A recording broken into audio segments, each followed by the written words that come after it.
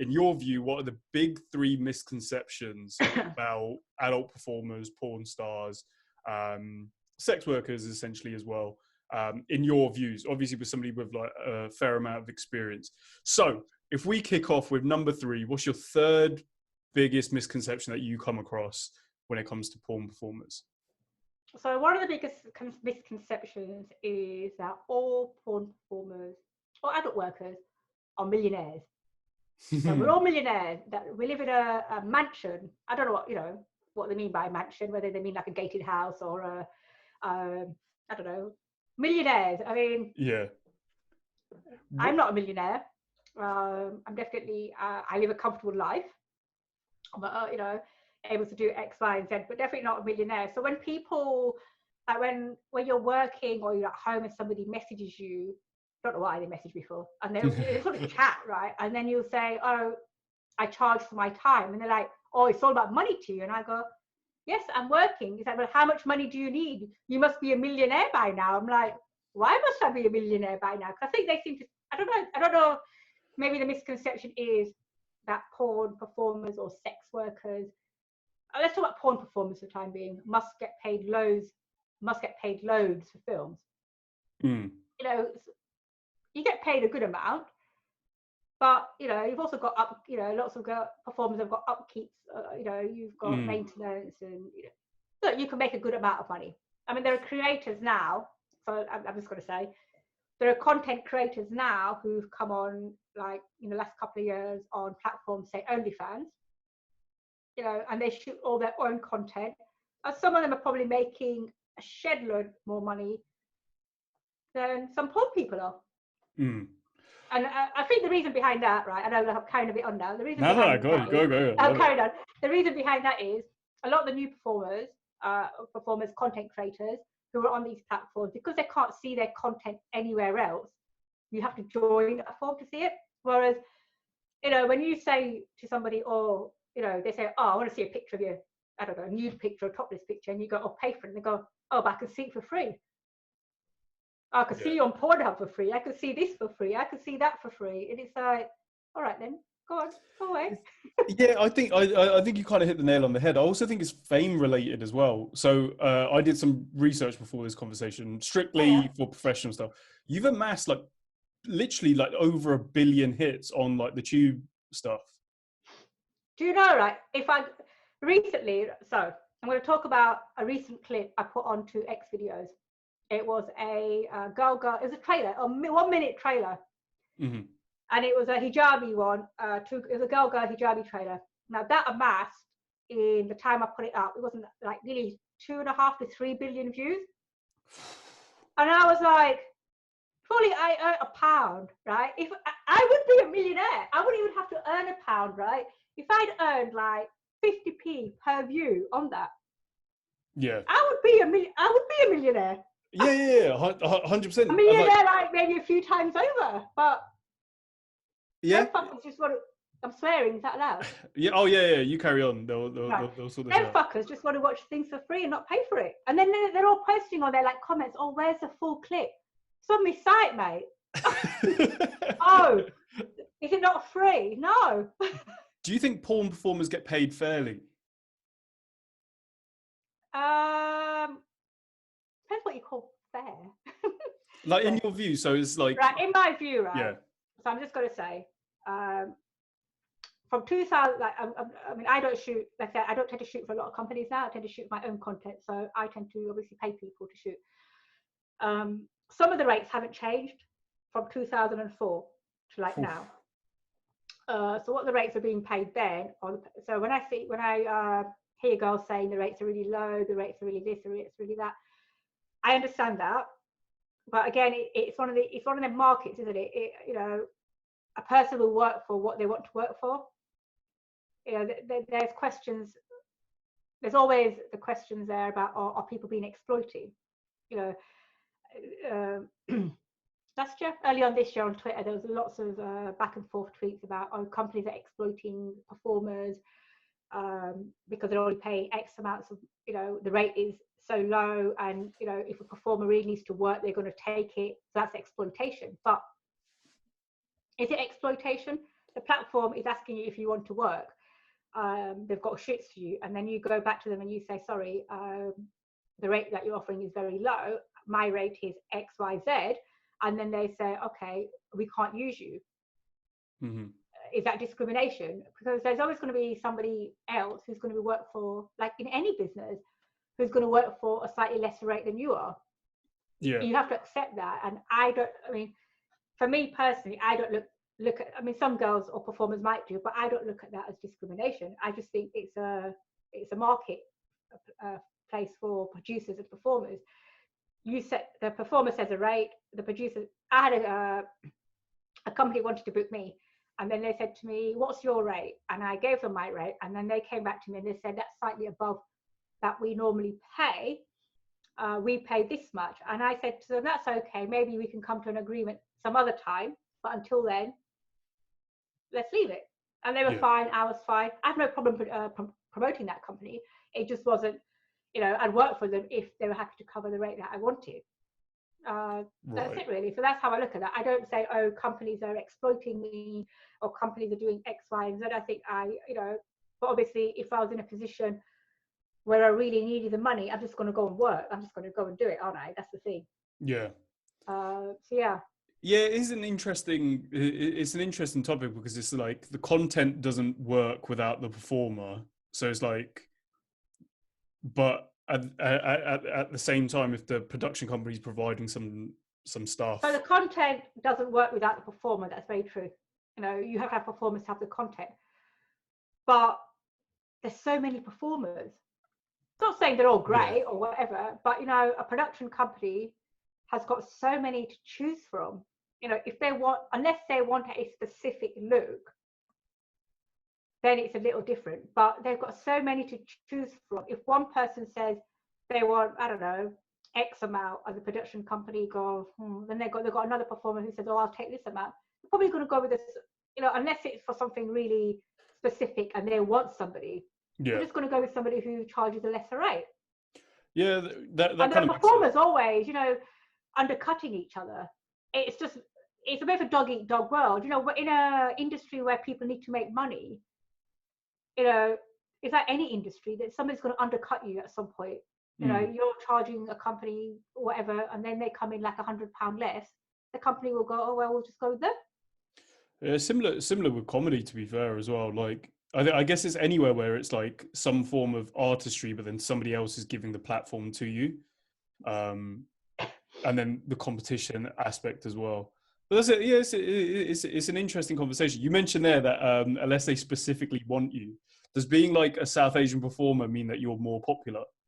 Because obviously there's a rarity element in there as well. There is a rarity element, but again, it's like unless they're specifically casting for an Asian girl, it's not really a performer's a performer. Do you say a female performer? If they want somebody natural, you can get blonde girls, brunette girls, white girls, black girls, Asian girls, Hispanic girls. Or Hispanic girls probably look a bit more similar to Asian girls. When I was in America, and I worked in 2005. I was casted in lots of scenes that I played Hispanic girls. Right. So for people, I think that's where the other sort of misconception of what my background comes from. Like on Pornhub, it says I'm mixed. I don't know. They won't even change it. I'm like, I'm not mixed. Like half English, half Indian. I was like, no, I'm full Indian. I'm just from England. And there are clips that have got me written, got my ethnicity as Latina. I'm like, I'm not Latina either. I've just worked for, like little Latinas, this and that. So I'm Spanish, I'm whatever, I'm South American in some, Yeah. But unless they're shooting specific, like an Indian theme thing. But again, with an Indian theme thing, because, I find it really strange. I've seen some Indian, especially not so much in England, but in America. Some of the companies are shooting Indian themed content for the Indian market now, because that is a fairly big market, with Asian themes. And they've got just white girls in a sari, a bit of, get yourself, who've got tanned a little bit, right? Yeah. And yeah, and I think surely you must. I mean, I get it that there aren't many Asian girls, but that, you know, try and use the girls that you've got. Yeah. Or the other thing is, you know, so one of the other things that's sort of bugged me a little bit recently is like people talk about cultural appropriation and things like that, right? Fine, that, you know, X, Y, Z. But I see I'm going to talk about Europe more so now. And in Europe, there's all these sites that are literally, it's called Sex with Muslims, and there's a site called Radical Jislam, and they're all white, yeah.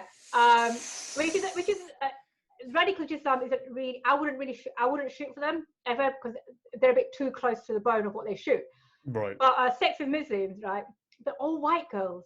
I'm not saying white people can't be Muslim, obviously, because you know, anybody can be Muslim, but they just aren't. You know, there are porn girls in there, I see, and they've got the hijab on, they've got the whole outfit, and I'm like, you have girls. I contacted them for work, right? But I wasn't prepared to shoot for them on a paid basis. I wanted it as content. And they just they didn't come back to me, which is fine, it's not an issue. But I'm thinking, you're using every girl going who isn't Muslim on your site. Right. Hence, I started shooting my own stuff. I was like, you know what? I'll just shoot my own content. We're all good. Fucking hell, Radical Jislam, Jesus Christ. Yeah, there's a site called Radical Jislam, and it literally is. And is that offensive to you? Like, as somebody who came from a Muslim background? No, you know what? It's not offensive. You know, I think to myself, I don't take offense at it, because people shoot Catholicism and they shoot priests and they shoot nuns. If I'm going to take offense at one thing, I have to take offense at everything. Do you know what I mean? But the offense to me is that they, and I will say this, is that they show women in such a submissive light that do you know what? It drives me bananas. It's bonkers, man. It really. Oh, I'm just like, get grates on me, because they like, oh, you know, the submissive Muslim woman sucks cock for I don't know, because her husband can't pay the bills or something, or this or that, or for a green card. I'd be like, fuck off, mate.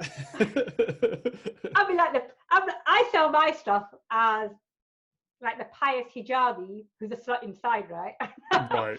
So, and people keep going, oh, you should shoot a bit more submissive stuff. I'm like, no. I said, have you spoke to Indian, like a lot of English people, white, because I sound racist, I'm not. A lot of English people, white people, think that Indian women, Muslim women are all very quiet, all very submissive, and all this and that.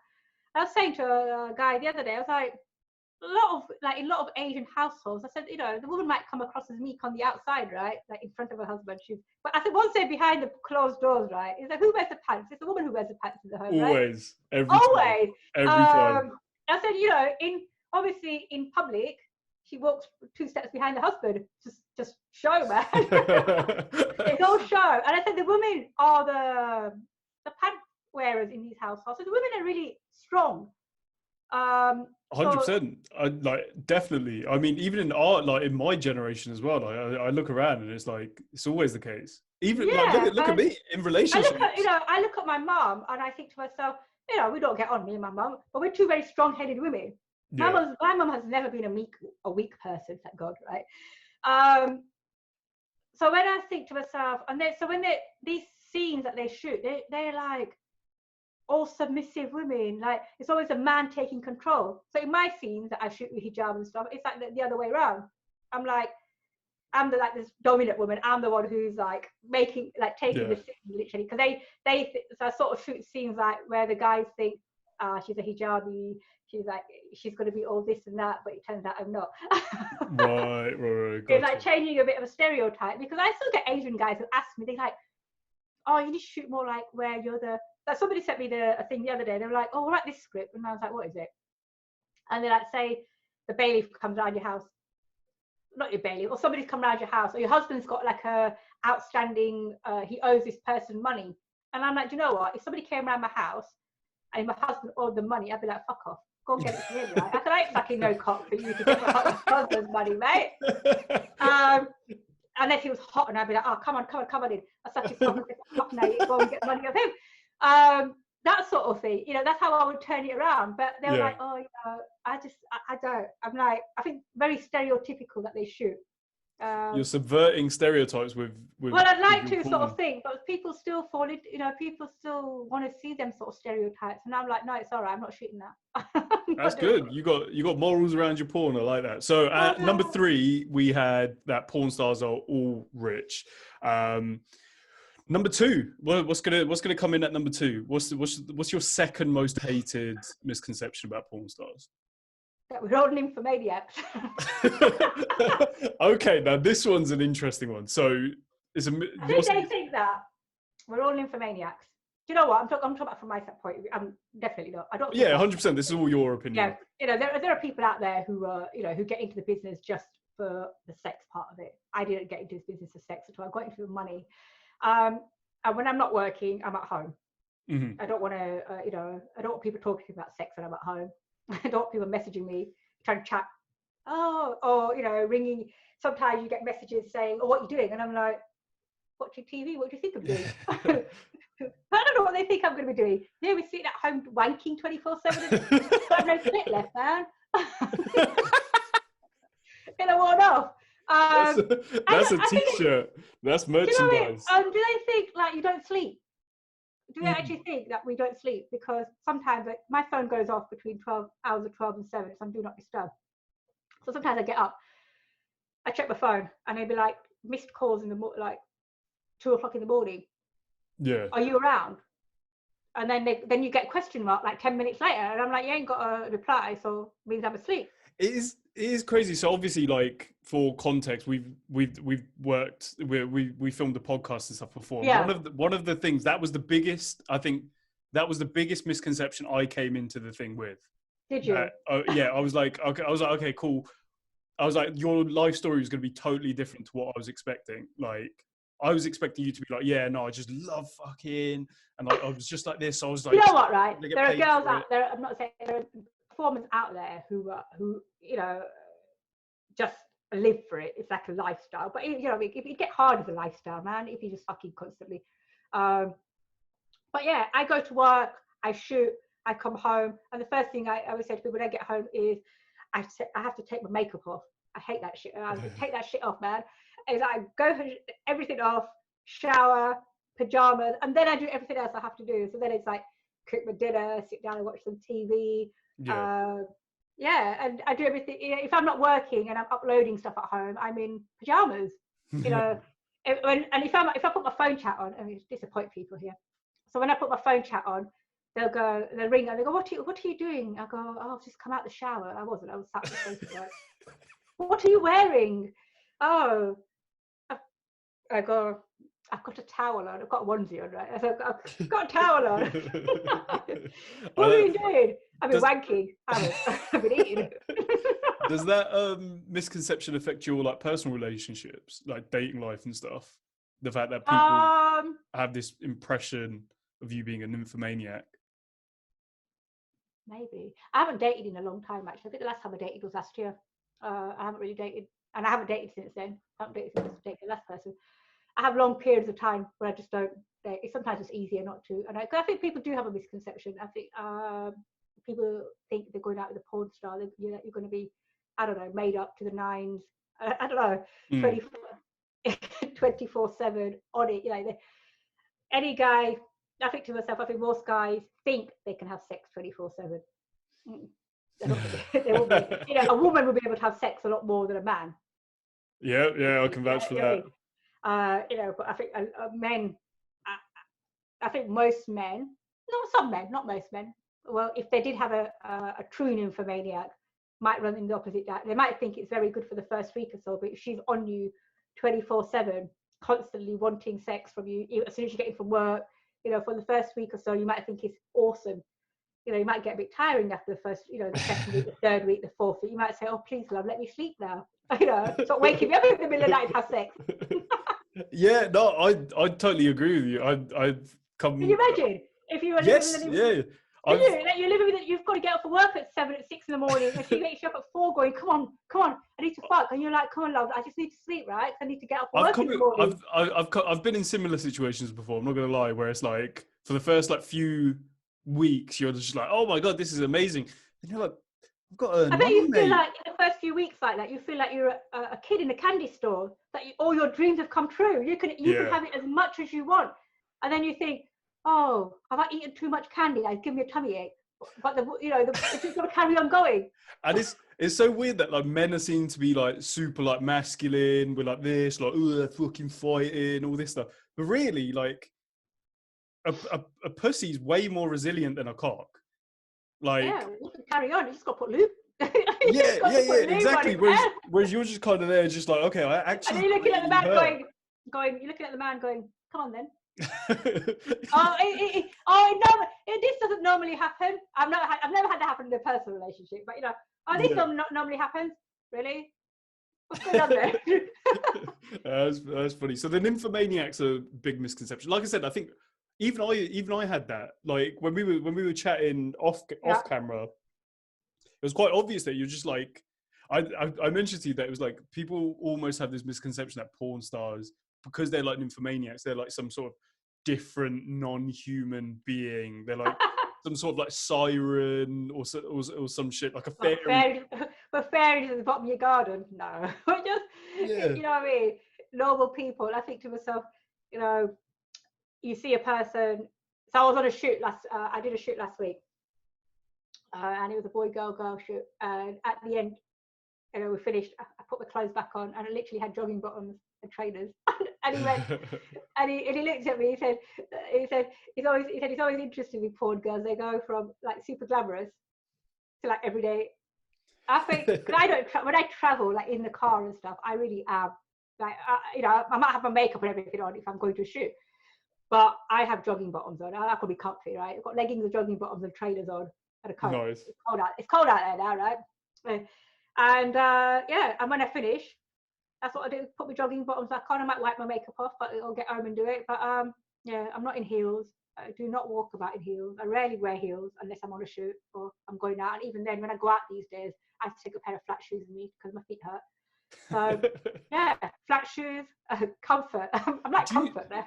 Do you come across girls that are sort of, now I don't know how to phrase this? No, do you know what? Right. So I know girls who are like on it, like they just not on it constantly, but they are. And they'll say to you, "I've got a friend who got into the business purely because she loves sex."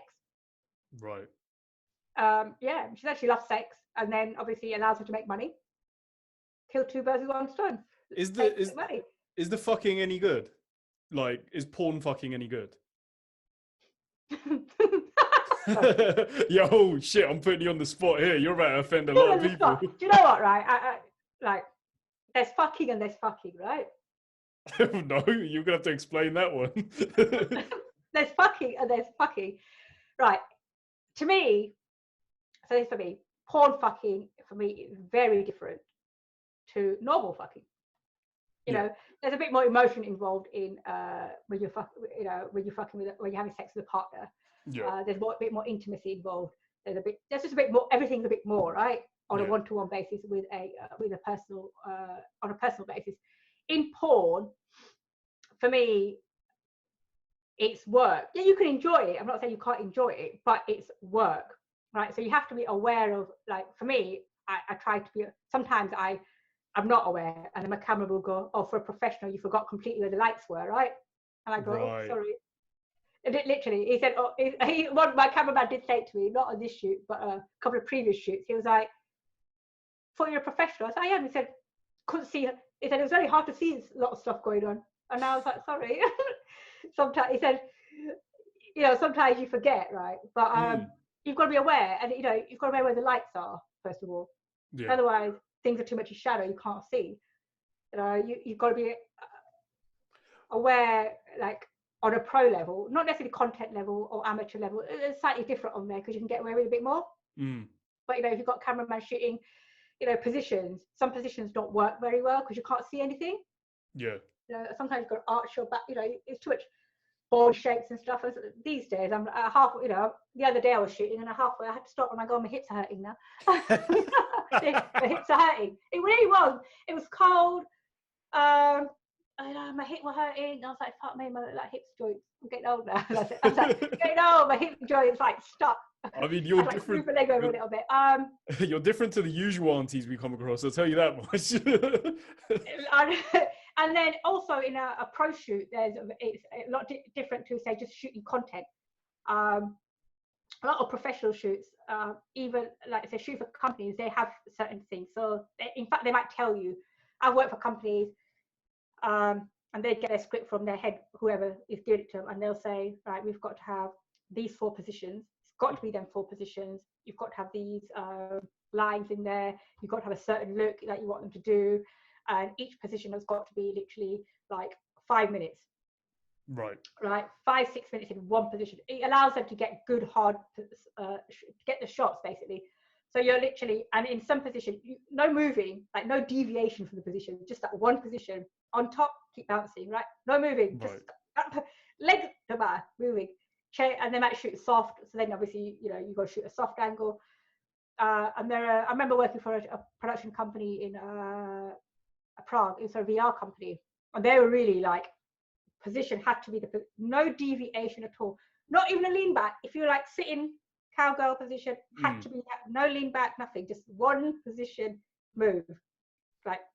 Stay that position for 5 minutes.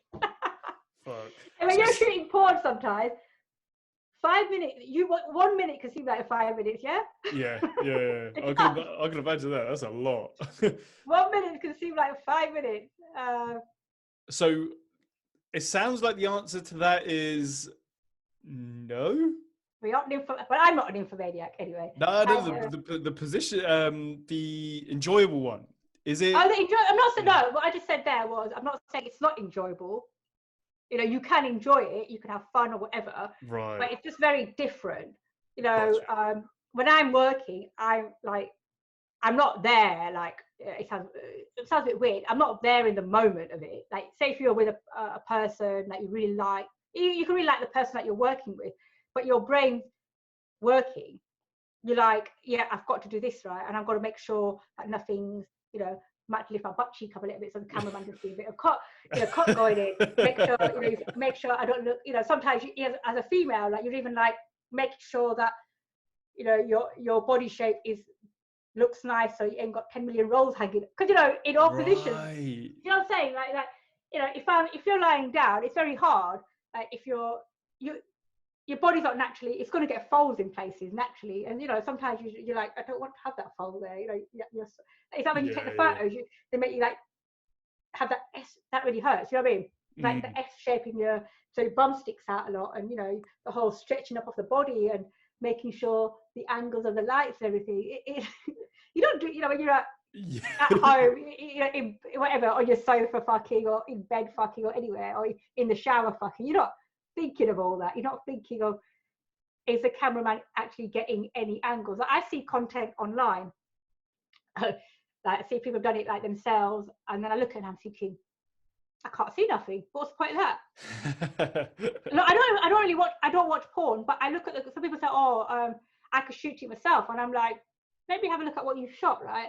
And all I see is a man's ass just moving up and down, right? And I'm thinking, oh, I can't see the girl underneath, so that's no good. They can't see me. If that was me, they couldn't see me. I can't see any penetrative shots. But all I can see is a hairy ass moving up and down. Literally. So we figured out Sahara is not into hairy asses. Hairy asses are fine. No, it's not a problem. But I just, on a content, I doubt a man just wants to see a bum moving up and down. Like they want to see the whole point of porn. I mean, these days there's a lot of sites now who are aimed at showing the man off a bit more, right? Because porn has always been about the woman. Show the woman off. It's always about showing the woman off.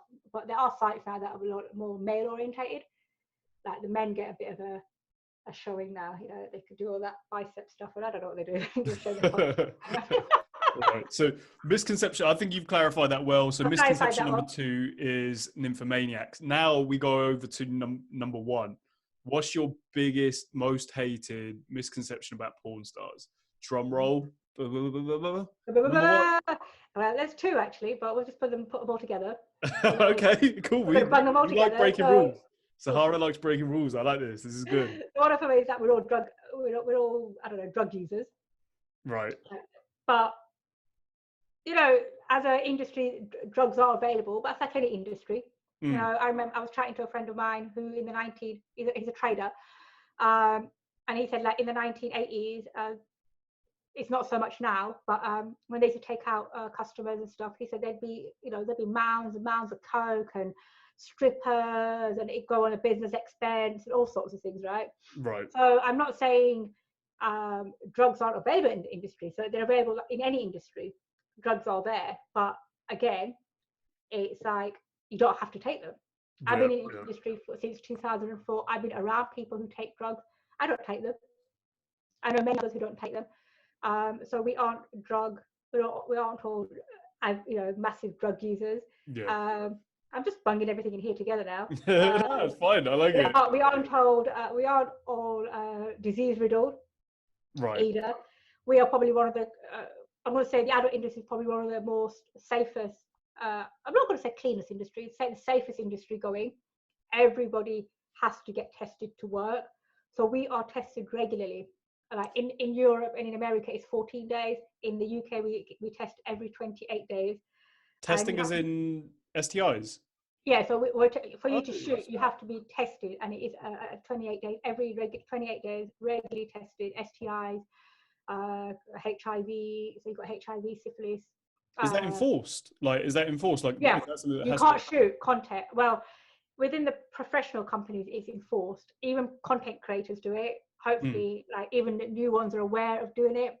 But so yeah, it is. You're not meant to be shooting without seeing everybody's certificates, and that includes. So you have like HIV, syphilis, hepatitis B, hepatitis C, chlamydia, gonorrhea.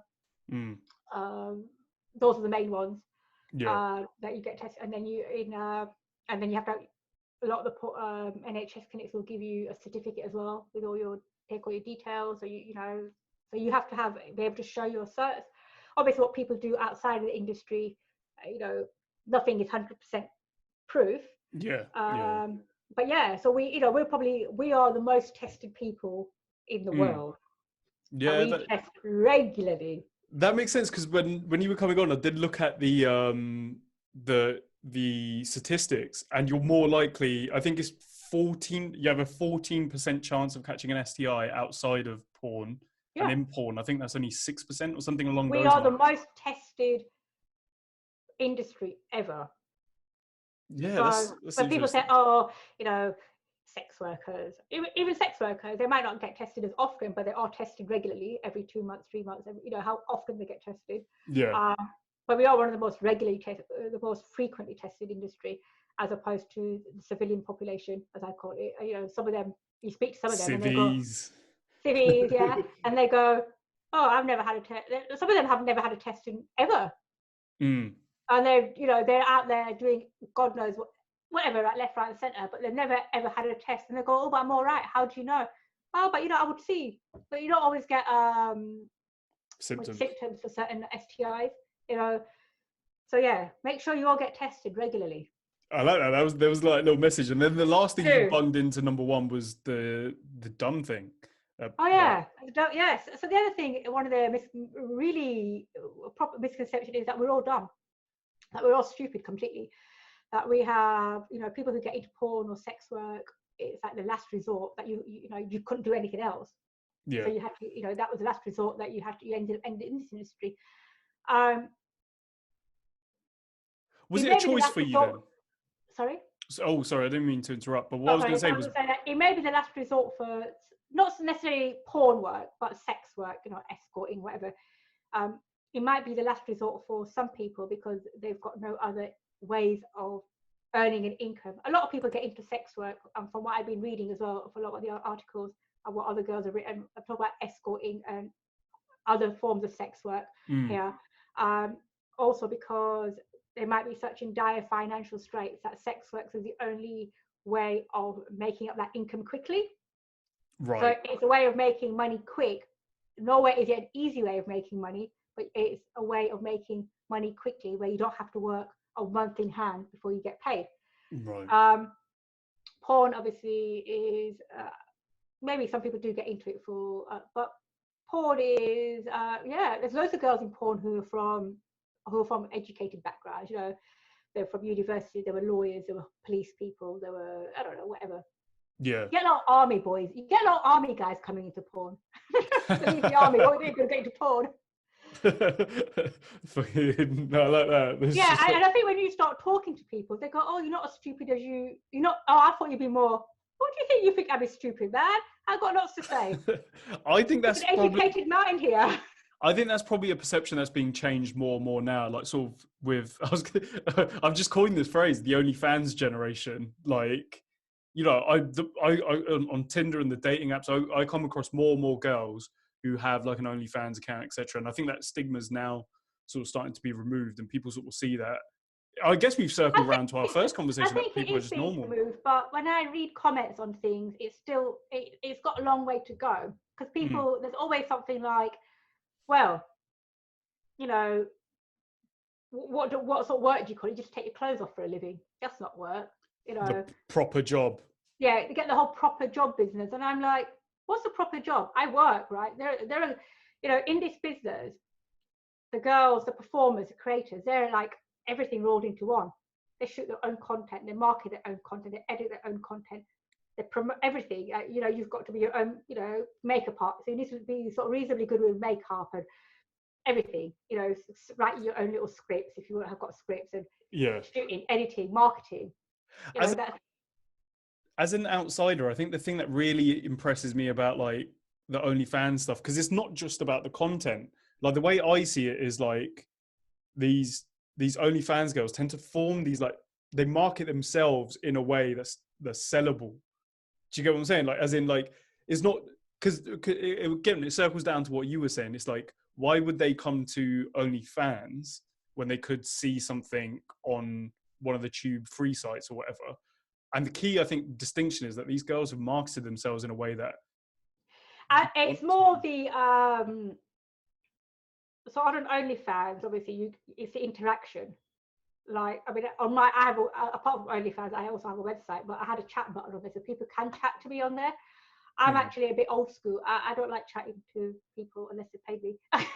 But and you know, it's labour at the end of the day. Do you know what I mean? And it sounds weird, but it's time and emotional labour. When you talk on my OnlyFans platforms, I do talk to people. Some people, some girls farm that out, as in they get managers who they pay to talk to people, because it can, if your platform has got thousands of subscribers, it's a lot of work to be doing. The other thing is, like, people say it's not work, but so I know girls who are working from like 6 in the morning till 2 at night on these platforms, talking to their customers, shooting their content, uploading, whatever, marketing, this and that. It's like girls who cam. You know, the girls who cam, they're not just working 2 hours on webcam. Some of these girls are working in shifts. They're working 3 hour. They'll do like a 12-hour day, but they're working in shifts of 3 hours each, or they're working a full 8-hour shift. You know, it's, and on cam, you know, say take base station cams. I might occasionally cam from home only on pre-book camming, but on base station cams, it's an 8-hour shift. You know, you might split it halfway, but you've got to be on that. You're on that platform for 8 hours, shaking your ass, wiggling about, doing God knows, shaking. You know, interacting. Like, even in a normal job, you don't interact with somebody that much. You're at your desk. You know, you hide behind your computer. You shuffle paper because you don't want to talk to somebody, or you go hide in the toilet for a little bit. You can't do that on the cam job. You're literally on screen, interacting with your customer. You know, for the time being that you're on there, it's hard. Yeah, nice. And you got to look happy constantly. I think that's want to look happy. I think that's the bit I'd struggle with the most. Just that sort of like happy. Yeah, you know, I've been on when I used to do some of the web channels. And some of the girls used to get a bit tired, right? So we turn around and you just put your bum to the camera, and then the producer's always like, they want to see your face, and I'm like, I'm just having a drink, just having a quick drink. I just want to like restructure my face a little bit, come back round again, because I was just like, oh my god. That's funny. Well, Sahara, I've appreciated you sharing your big 3 misconceptions of porn stars. Where can people catch you? People can catch me on my OnlyFans, which is onlyfans.com SaharaKnite, or my website is SaharaKnite.exposed, and it's spelled SaharaKnite. Excellent. Well, thank you again so much for coming out. I'm sure we'll have you back on at some point. This has been the This has been the big three with Preet Singh, and I've been here with porn star SaharaKnite. Thank you very much for having me.